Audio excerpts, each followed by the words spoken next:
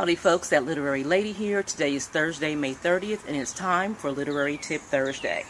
Today is part 5 of how to get your book published in 2013, but first let's go over the first 4 weeks. The first week we learned how to get your thoughts and your words down on paper.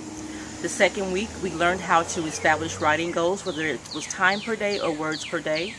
The third week we learned how to establish a publishing company and obtain LCCN numbers and ISBN numbers. And the fourth week, which was last week, we learned how to decipher the difference between proofreading and editor and how to go about finding a good editor for your work. Today we're going to talk briefly about picking a cover for your book, picking cover design. And this is going to be a very brief video because I'm just going to challenge you to to browse Amazon.com and the various book covers in your genre. Decide what you want on the cover first, and then also to browse your bookstore. If you can go to a local bookstore and browse the bookshelves and see what sells, see what looks appealing on the bookshelves. Because as I said before, a lot of times you can have a great cover and have mediocre work inside, but people will buy that book because that cover looks great. Or you can have a great story on the inside and have a horrible cover, but people can't seem to get past your cover. So be very careful in the design you pick for your cover. Now, me personally, I don't like people on the front of my cover because to me, and this is just my opinion, it limits the market that I want to target. My main target in my books, of course, I would love everyone to purchase my books, but in a real world, my books are geared towards women because I write about women's issues, whether it's fiction or nonfiction. I'm here to help women and give knowledge and network with women. So decide how you want your cover to look. Look for a graphic designer, and they're all around the world, basically. You can look on Facebook, social media, you can do word of mouth. But again, go and look in some of the book covers on Amazon or at the bookstore. And if you have to, contact those authors for the book covers you like, and ask them, who did your cover? Most of the people don't mind giving that referral out. And I want to just basically show some book covers of what I have on my bookshelf. And I'm not going to say whether I like or don't like this. This is just giving you some ideas of what to look for in your book cover. But make sure it stands out. Make sure it's very clear on the back. Make sure the description is very clear. If you're going to have your picture and bio, make sure that's very clear. Make sure the person leaves room for the barcode and things like that. And I want to say, excuse the noise in the background here. It's such a beautiful day here in Greensboro, North Carolina, that I had to come out and sit on the deck and do this video. So you hear the birds chirping up in the trees. It's a beautiful scene here. But here's some of the again, books that I have on my bookshelf that, may help you a little bit, just to give you an idea of why you should go look at different book covers. And another reason why you should look at book covers, because you can also see what you don't want to do, the traps that you don't want to fall into doing. In addition to the birds, we have bugs, and I hate bugs. Anyone knows me, I hate bugs, and that's one of the things I hate about North Carolina. Love the greenery, but hate the bugs. But anyway, here's a cover here by Patty Lacey. You see the front here. Of course, she chose to have a person on the front, and I mean, that's her personal choice. I just don't prefer to do it, and a lot of people don't, and a lot of people do, and either or sells. Just make sure it's right for you and for your target audience. And you see the back here, that cover. And when I was saying earlier, make sure that you have a spot for your barcode on the book. That is mandatory.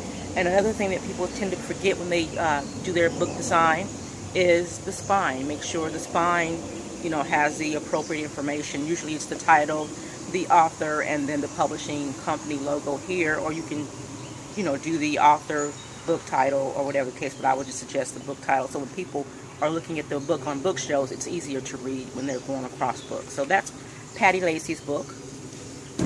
We have a book here by Desiree Day. Now, she has people on her cover, but as you can see, they're kind of silhouetted out. But she has that there. She also has it on her spine, as you can see there. You see there. And then she has it on the back. Of course, she does a little decorative motif here, and she has her picture, her bio, and of course the barcode. Now, one of the things about self-publishing is you get to say what your cover looks like. A lot of times in traditional publishing, you don't really have a say, or in most cases, you don't have a say at what your book cover looks like. And a perfect example of that is Perry Ebony Satin Brown. She is one of my friends out in California, and she wrote this book called Fanning the Flames. Now, as you can see, that there's this funky fireman on there. But Perry used to own a publishing company, her own self-publishing company. I'm not sure if she still owns it, but it was called Shrankies. And when she published her other book, she got a say-so on her cover. And she initially had an idea and a cover for this book.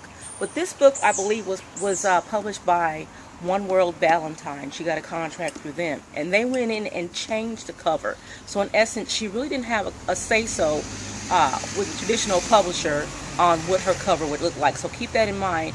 While you are self-publishing, you do have the control over what your book cover looks like. And of course, you don't see too much on the back here. Another one is Sharon Uhl Foster's. Now, I like these kind of covers. She doesn't have people on the front of her cover. That's her spine. And then this is her back. And of course, she has her photo and her bio. Now, on your bio on the back, it doesn't need to be more than, like this one here is about 7 lines long, maybe 2 or 3 sentences. It doesn't need to be that long. Because if you need a bio that's that long, what you can do is, in the very back of the book, sometimes you'll see in books, some people advertise their newer books that are coming out, or their older books back here, and some also use this space back in the back of the book to give a more detailed bio of themselves and how you can reach them and things like that. Another one here, and I'm using both fiction and nonfiction books. This is a nonfiction book, and this one is by Robert T. Morgan. He just, elaborated on the beautiful colors here and put a Bible scripture there. And that's his spine. This is a hardcover. And this is the back of the book. And as you see here, he doesn't have his bio on the back of this book. But what he does have is blurbs from people who have read his book. It's always good if you have good blurbs from reviews that you do prior to publishing your book. Put them on the back. If they're good blurbs, put them on the back. By all means, that just helps people want to read your book more, or more apt to buy your book if they have good reviews on the back. And especially if you get them from people that are well known, that's another good way to get people to buy your book. Here's another one here. This is Alicia Proctor.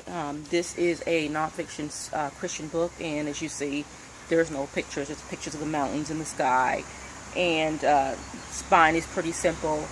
But on the back, she does have her picture and her bio, and she also has a description of what the book is about. And last but not least, we will talk about Dr. Phil's book.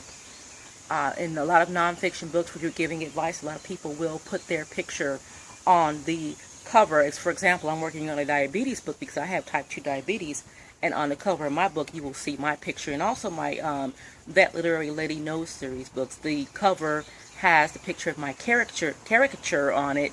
So a lot of people may not do that. They just may have colors and a big bold title that grabs people's attention. But you can do either or. There's no right or wrong way to do it as far as putting people, words, colors. It's just make sure it's done well. Everything looks cohesive. It's not done sloppy or anything like that. You can see Dr. Phil has his picture also on the spine, because one, it's very recognizable. If you're on the bookshelf looking for books, and books, if you know, are put in the bookshelf like this, and if you come across this, the first thing you see is his picture without even reading it, and you know automatically it's a Dr. Phil book. And back here, he has some questions that he asks and answers in the book, and then a little description of the book and who this book is actually for. So, and over here he's got his barcode over here. I don't think it really matters where your barcode is. Most self-publishing authors put it here, and most traditional, but sometimes depending on the publishing company, they will put it on this side. And I believe this book is published by Dr. Phil's son's publishing company, so that may be a reason for the difference, but it doesn't matter as long as there's a space to put the barcode.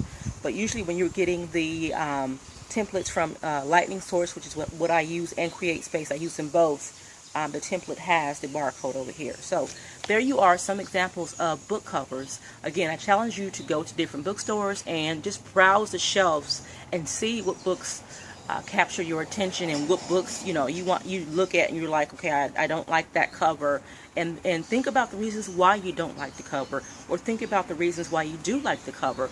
Also peruse Amazon.com and the genre that you're in, so you can see what books are out there. And this is another reason why I think you should peruse bookstores and Amazon.com.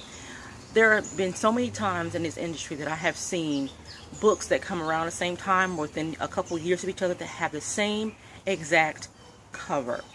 Now, there are various places, and I'll put the resources here, where you can get stock art, or if you have a graphic designer who is doing it for you, make sure they're not just getting the general stock photo clip art or things like that. Make sure they actually just go through and do some research, give them an idea, or you go do the research and find the photos that you want to gel together, because the worst thing you want to do is have a book come out 6 months before yours or 6 months after yours that has the same exact photo on the cover. I mean, you want to be unique and different as possible. So you have homework to do. Go out and look at book covers.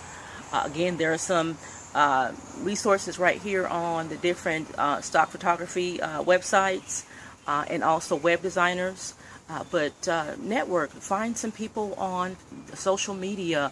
Again, the books that you do like in the bookstore, contact the author if you can and ask them who did their cover, and see if they can refer you to that person. And word of mouth is a great resource. So again, this has been week 5 of how to get that book published in 2013.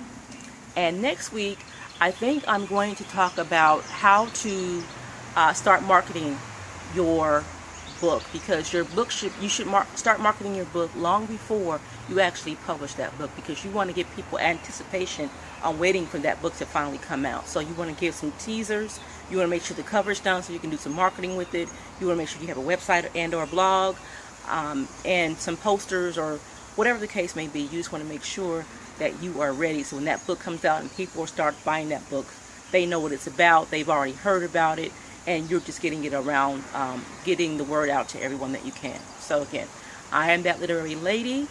This has been Literary Tip Thursday.